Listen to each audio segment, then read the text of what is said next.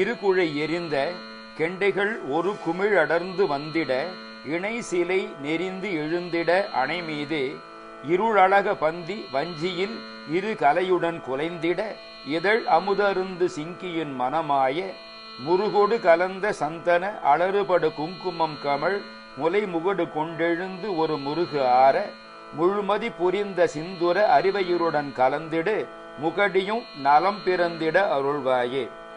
புதுமகளிரோடு கலந்திடும் இந்த மூதேவிக்கும் நன்மை பிறக்க அருள் புரிவாயே.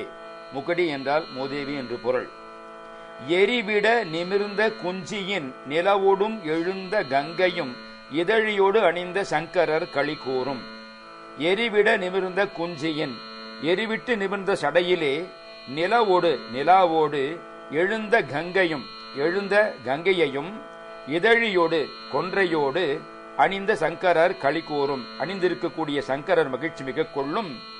இமவரை தரும் கருங்குயில் மரகத நிறம் தரும் கிளி எனது உயிர் எனும் திரியம்பகி பெருவாழ்வே.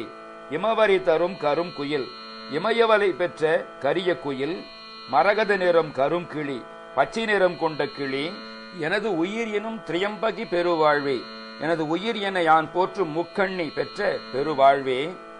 அரைவடம் அலம்பு கிண்கிணி பரிபோர நெருங்கு தண்டைகள் அணி மணி சதங்கை கொஞ்சிட மயில் மேலே.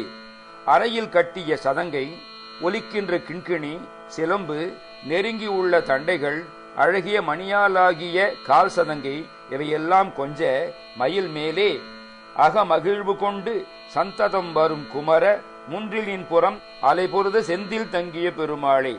உள்ள மகிழ்ச்சி பூண்டு எப்பொழுதும் வருகின்ற குமரனே, திருக்கோயிலின் முன்புறத்திலே அலைகள் வந்து பொறுகின்ற திருச்செந்தூரியிலே தங்கியுள்ள பெருமாளே, இவனுக்கும் நன்மை பிறக்க அருள் புரிவாயே.